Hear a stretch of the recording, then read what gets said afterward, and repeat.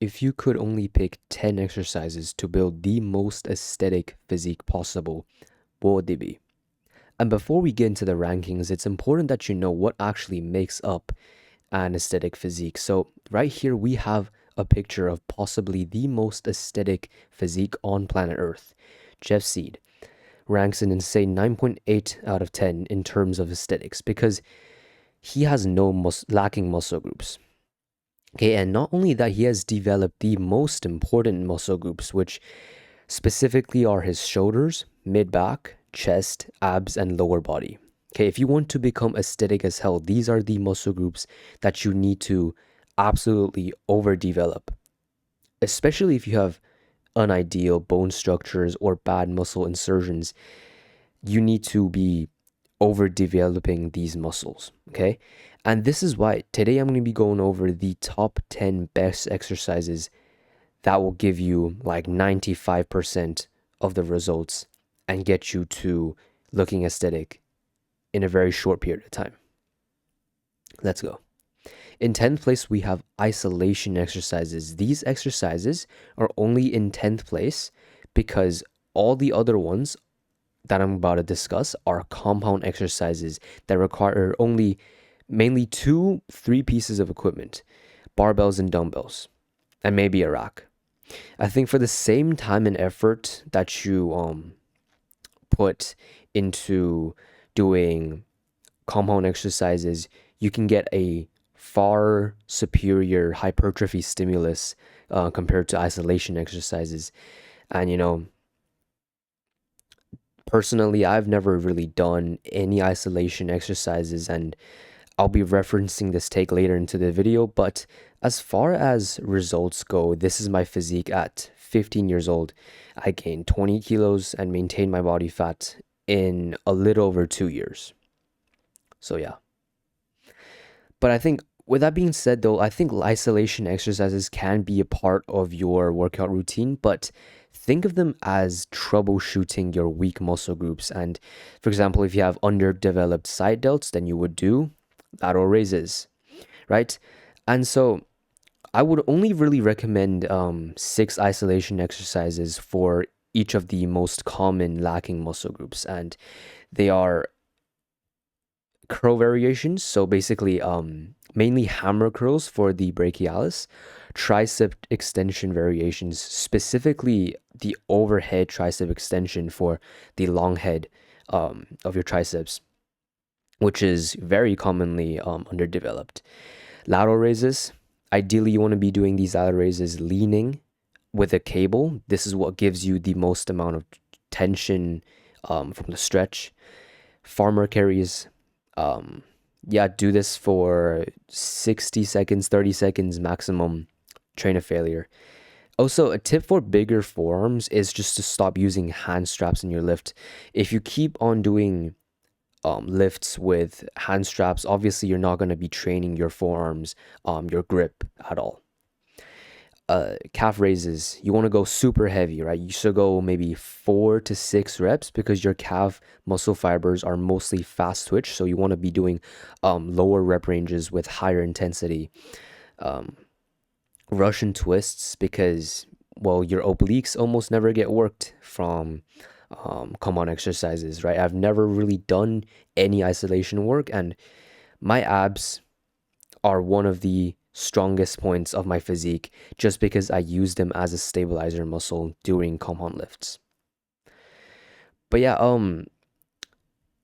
you shouldn't really be prioritizing these 6 isolation exercises because as long as you do the rest of the compound exercises that I'm about to discuss, you shouldn't be having any lacking muscles in the first place. By the way, the further we go down this list, the more important the exercise is. So make sure you stay to the end to find out which is the most important exercise for aesthetics. In 9th place, we have dips. Dips is a very popular, good beginner push exercise, especially if you've been doing calisthenics already. You don't need much equipment, just 2 parallel bars, which you can find in basically any park. Right, targets all your push muscles, so your shoulders, your triceps, your chest, but also your core stability. So make sure you have upright posture, do the full range of motion. I mean, you should be going deeper than just 90 degrees. So this diagram's kind of flawed. You should be going a lot more deeper than that. Um, yeah, so really gonna help you develop the long head of the triceps if you go all the way down. Use the full range of motion.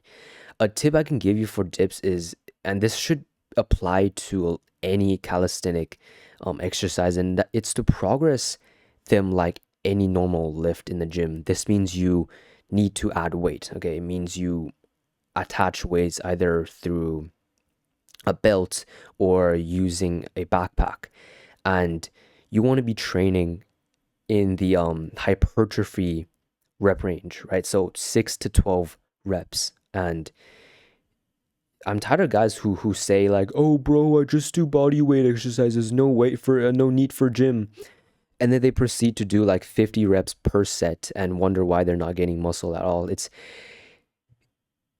very simple. The problem isn't the exercise itself. Okay, most people think, "Oh, it's because calisthenics won't make you grow." Calisthenics can 100% grow you as much as any gym workout, as long as you progress correctly. Okay, it's just that you're not progressing at a reasonable level of training intensity or at a correct rep range.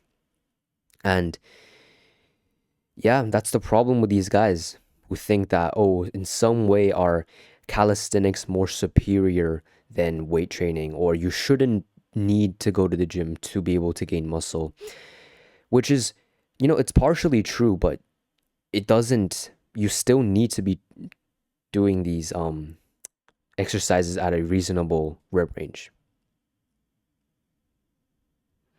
By the way, if you found this video valuable and you want to help me spread my advice, could you just help me out and make sure that you're subscribed? I'm trying to get to 1K subs by the end of this year, and also you'd be the first to get notified whenever a new video gets uploaded. It's a win-win. In 8th place, we have rows. Okay, and rows target basically all of your pull muscles. So your mid back, your lats, your biceps, your forearms, your rear delts, right? Now, there's many variations of rows, and there are certainly some that are better than others. And to be honest, the only ones you're supposed to be doing and you should ever consider to be doing is either just a normal bent over row or, just this, and a chest supported / seated cable row or a single handed row. Okay, a normal bent over row improves your core stability, your lower body balance, and is technically an isometric hold exercise for your lower back, hamstring, glutes, quads. But at the same time, it can rely too heavily on your lower body for support, therefore reducing your ability to train as hard for your back, especially for specifically targeting your pull muscles. So that's why some people prefer to do chest supported rows. So these are a lot better for to even out the force distributed on something external, so the bench, rather than relying on your body for support. So you can better isolate your pulling muscles.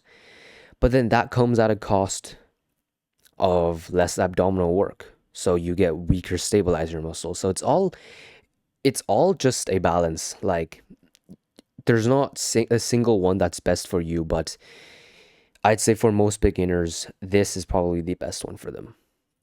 Okay, and although maybe you want to try an unilateral one-handed row once in a while, because maybe if you have a muscle imbalance, you can try and fix it.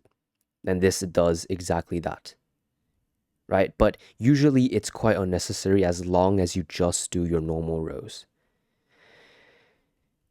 In 7th place, we have deadlifts. You might be surprised that deadlifts don't even make it into the top 5, but it's still a very good exercise. Okay, I'll tell you why. Because it targets all of these. And many people have debated whether or not deadlifts are a pull exercise or a leg exercise. And since it targets your entire lower body, your forearms, lower back, everything, right? But I think if you're gonna do deadlifts, at least learn the form correctly. Okay, shoulder width apart stance. Okay, a straight back, always straight back. Um, and the deadlift is actually two motions simultaneously. The first one is a half depth squat, where it's mainly just about getting the weight, off the floor, and followed by the second movement, which is a hinge, the extension of your lower back. Okay, so that's basically the breakdown of a deadlift. But there is one variation that I would like to talk about, and that is RDLs, which is just the same movement but without the squat movement at the start. And this hinge movement actually works primarily your hamstrings and glutes, since your pelvis is actually anchored at the same level. You're not really moving your pelvis, so you're doing more for your hamstrings and glutes. But yes, deadlifts are an amazing exercise. You should be able to deadlift at least 2 times your body weight to be considered strong. And strength is obviously correlated to how aesthetic your physique is. This exercise is really hard to perform for most beginners, but once you master it, it'll be a very effective full body movement. Think about deadlift as the jack of all trades. In sixth place, we have bench press. Bench press is probably the second best push exercise, targeting your chest, triceps, and your shoulders. The good thing about bench pressing is how easy it is to perform, especially for beginners, right? This is exactly why the bench press is one of the most popular, favorited exercise amongst beginners, because it works like really, really well. Since it's so easy for beginners, this means they can progress fast on it, add more weight, add more reps, and progressively overloading consistently is a very clear sign that you're gaining new muscle, that you're getting stronger, that your muscle fibers are becoming bigger. And it trains all the minor muscles, the mirror muscles, sorry. So the chest, the shoulders, and so yeah, specifically the front delt and the triceps. So the reason I call them mirror muscles is because when you flex, these are the muscles that like really give the impression that your physique is really good. Honorable mention for incline bench press, okay? And this is actually a really good exercise. I think I need to be doing this more often. I'm gonna be honest. Targets the upper chest more than the conventional bench press. Um, it really doesn't have any setbacks. I mean, it just targets your chest, your upper chest a lot more, which is quite an underdeveloped muscle for most people. Do this at around 45 degrees incline. Another honorable mention, chest flies. Okay, whether it be dumbbell or cable variation, I think chest flies are amazing. I wouldn't even call them an isolation exercise because of how much of a length and stretch you can get, not only on your chest, but also your shoulders. In fifth place, we have Bulgarian split squats. This, let me just tell you, is one of the hardest, most excruciating, painful exercise ever. 100% not beginner friendly, okay, at all. If you're wishing to progress on this exercise fast, expect to fall down at least like 100 times. But for most intermediate lifters, this is a legendary exercise, okay? Like any unilateral exercise, Bulgarian split squats are going to help prevent and fix muscle imbalances. Right? That means if you have one leg that's bigger than the other, do Bulgarian split squats, and then magically both legs will be aesthetic. Okay? Bulgarian split squats are very versatile, and you can do the exercise slightly different to target a different muscle group. Like as you can see here, if you keep your back straight it's mainly the quads that are working. And if you lean forward, then you'll target more glutes and hamstrings. And yeah, this is why what I do is I do most of my reps with my back straight. So I'd be targeting my quads the most. And then when the exercise gets hard in the last maybe 2, 3 reps, when the exercise gets increasingly harder, I lean forward more to use the more powerful glutes and hamstrings. And since it's unilateral, and by the way, these are the muscle groups it targets. So your glutes, hamstring, quads, forearms, especially if you're not using straps, and which not a lot of people talk about, your core. And since it's unilateral, I think instead of resting 3 minutes, you should be resting 90 seconds.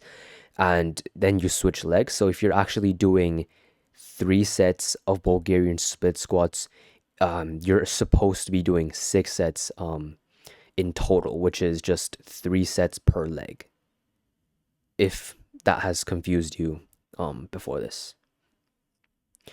But in fourth place, we have pull-ups. And pull-ups are another very strong and beginner-friendly exercise. If you're an absolute beginner and you cannot do any pull-ups at all, then what I recommend you to do is, first of all, start with assisted pull-ups. Amazing exercise, helps you get to doing pull-ups, helps you practice the form of the exercise. Another thing is you can do pull-up negatives, and you really control the eccentric. And so basically you just do these two until you can do maybe like 10 pull-ups. And then once you can do 10 normal pull-ups, start adding weight as soon as possible. It can be as small as 2.5 kilos, but just don't make the mistake that I discussed about earlier. Don't make the mistake that many people, including me, have made, and that is to be able to do quite a lot of pull-ups, maybe like 20, 30 pull-ups or more, but you never add weight. That is a big problem, because if you want to actually grow your lats, grow your mid-back, grow your biceps, grow your forearms, grow all of these muscles, you need to be training in the hypertrophy rep range of 6 to 12 reps. Again, like I said before, you need to train calisthenics exercises just like any other gym exercise. Should be like that for all calisthenic exercises. Okay, honorable mention, chin-ups and lat pull-downs. These are very amazing exercises, by the way. Chin-ups target the biceps more for more bicep activation on chin-ups. A good rule is to never do your chin-ups like pull-ups, okay? Never think of, don't think of pulling yourself up to the bar. Instead, think about pulling the bar towards you. So curling the bar towards your chest, right? If you do it correctly, the joint that should be moving the most should be only your elbow. Okay, lat pull downs are also very decent. They're an alternative to pull-ups for beginners who need more stability, who don't have as developed core as people who can do pull-ups. In third place, we have squats. The best lower body exercise overall, I think it's squats. Okay, if you're not doing some variation of squatting, you're definitely missing out on potential leg gains. It's also very beginner friendly, so it's easy to overload, targets the entire lower body, so your glutes, hamstrings, but mostly your quads. But also your lower back and some core stability. There's many variations of squats, so if you'd like, you can do Zerker squats, front squats. But it's safe to say, I think, that you won't be missing out on any potential leg gains, even if you're just only doing the conventional barbell back squats. By the way, I think you're a clown if you're doing Smith machine squats or anything Smith machine related. It's useless, by the way. Does not make the lift more safe. It actually makes it more dangerous. Because think about it, if the weight's coming down on you, how are you going to escape the weight? Compared to if you could, maybe move the bar, then you could get out of the lift safely. Stability improvements from Smith machines are negligible, but it certainly reduces emphasis on your natural stabilizer muscles, aka your abs, the core, right? Which is not a good thing. So at no point should you be doing Smith machines if you have a barbell and a rack instead and available to you. In second place, the second best exercise for aesthetics is hip thrusts. This is a very unique take, but I think that if you're trying to look aesthetic, the most important muscle on your lower body is actually your glutes rather than your quads, which is what most people think. Glutes are kind of like, the shoulder of the leg. They're a lot more important than quads. So, like, when most people talk about how good someone's arms are, they're mainly talking about their shoulders. When just like how when most people talk about how aesthetic someone's legs are, they're mostly actually talking about the glutes, whether they notice it or not.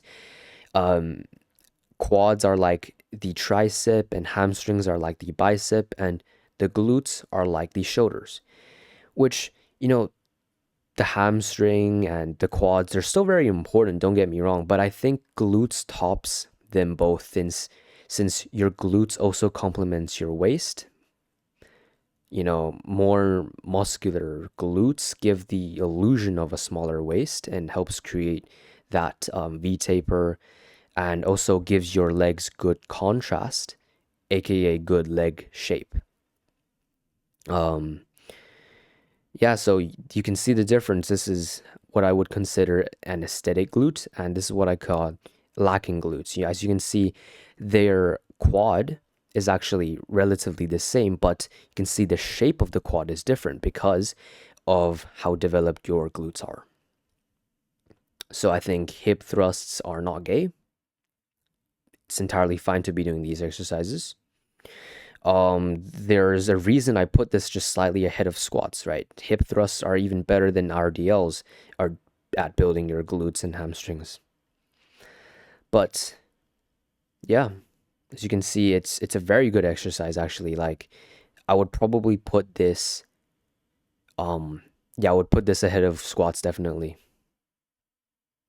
But in first place, the best exercise for aesthetics by far is overhead press. Okay, this is another uncommon take, and the reason I think overhead press is the most important is I think it is the even master of all trades. It's extremely effective at what it does, right? Targets your front side delts, by the way, which I don't think anyone's ever talked about how well it targets the side delts. The overhead press actually activates the side delts more than the front delts, as you can see here. It actually activates the side delts better than any other exercise does, even more than lateral raises actually. Your shoulders are made of like 17 major muscle fibers, and the overhead press targets almost all of them. I've swapped out my lateral raises for overhead press for 2 years now, and my delts went from looking like this to looking like this in a little over 2 years. Okay. For beginners, you can try out the seated version for more stability, and then you can learn the movement before you stand up. The standing version is far more superior, by the way. It has way more emphasis on your core, so more free ab work. But not only that, a pro tip I can give to you is to use dumbbells instead of barbells, because you can get like a crazy stretch on the bottom of the movement with dumbbells, which is always great because, the stretch is actually where all the mechanical tension is. There's no reason not to be getting the extra stretch. Just like how there's no reason not to be doing this exercise. In fact, it would probably be unreasonable to lift weights go through your entire journey without ever doing an overhead press, you're definitely missing out something if you're not doing this amazing push movement. Um, yeah. If you like what you see here, I've got a free and paid private community. It's the top link in the description. I've got a bunch of courses there on building the most aesthetic physique. I've got a bunch of group calls, one-on-one calls for direct checkup and feedback. And if you join right now, there's a free forum with like-minded members, and I'll be posting there fairly frequently too. So what would the best version of yourself right now? Bye, goodbye.